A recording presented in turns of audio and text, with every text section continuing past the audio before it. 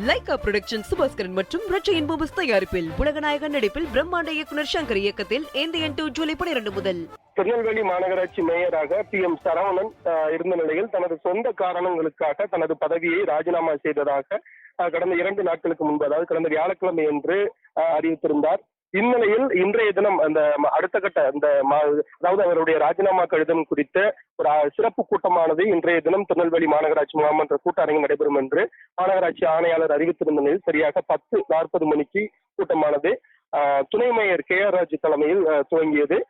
இந்த கூட்டத்தில் மாமன்ற உறுப்பினர்கள் அனைவருமே கிட்டத்தட்ட திமுக மற்றும் அதிமுக உள்ளிட்ட 55 மாமன்ற உறுப்பினர்களுமே கலந்து கொண்டிருந்தார்கள். கூட்டம் தொடங்கிய உடனே PM சரவணன், கடந்த மேயராக இருந்த PM சரவணனுடைய ராஜினாமா கடிதமானது மாமன்ற உறுப்பினரின் பார்வைக்கு வகிக்கப்படுவதாக துணை மேயர் KR ராஜு தெரிவித்தார்.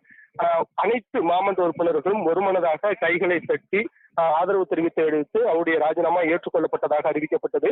மேலும் கடந்த இதுக்கு முன்பாக நடைபெற்ற அந்த மாமன்ற சாதாரண மற்றும் அவசர கூட்டமானது மாமன்ற உறுப்பினர்கள் யாரும் கலந்து கொள்ளாமல் வெளிநடப்பு செய்திருந்தார்கள்.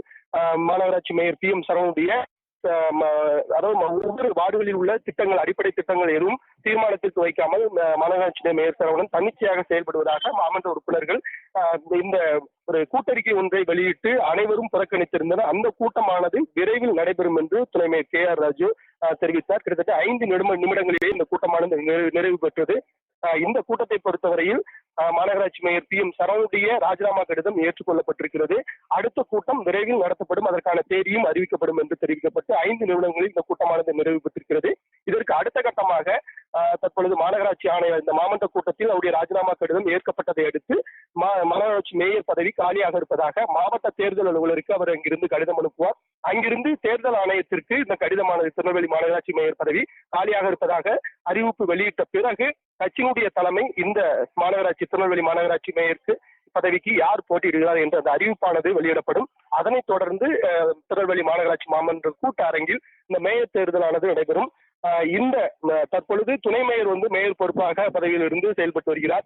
துணை மேயரே மேயராக தொடர்ந்து செயல்படுவாரா அல்லது கட்சியில் இருந்து வேறு மாற்று வேட்பாளர் அறிவிக்கப்பட்டு மேயர் பதவிக்கு புதிய வேட்பாளர் அறிவிக்கப்பட்டு மேயராக நியமிப்பார்களா என்பது தொடர்ச்சியாக அடுத்தடுத்து வரும் நாட்களில் தெரிய வரும் என்று எதிர்பார்க்கப்படுகிறது. இந்த சூழலில் கட்சியில் இருந்து ஒரு குழு ஒன்றை, அமைச்சர் தலைமையில் ஒரு குழு ஒன்றை திருநெல்வேலிக்கு அனுப்பப்பட்டு மேயர் பதவிக்கு யாரை தேர்ந்தெடுக்கலாம் என்ற ஒரு நிகழ்வு ஒன்றும் நடைபெற இருப்பதாக தற்பொழுது தகவல் வெளியாகி இருக்கிறது. ஆக இன்றைய கூட்டத்தில் அவருடைய ராஜினாமா கடிதமானது ஏற்றுக்கொள்ளப்பட்டிருக்கிறது. திருநெல்வேலி மாநகராட்சி மேயர் பதவி காலியிடம் என்ற அந்த அறிவிப்பானது முறையாக தேர்தல் ஆணையத்திற்கு அனுப்பப்படும் என்று மாநகராட்சி ஆணைய தரப்பில் தெரிவிக்கப்பட்டது.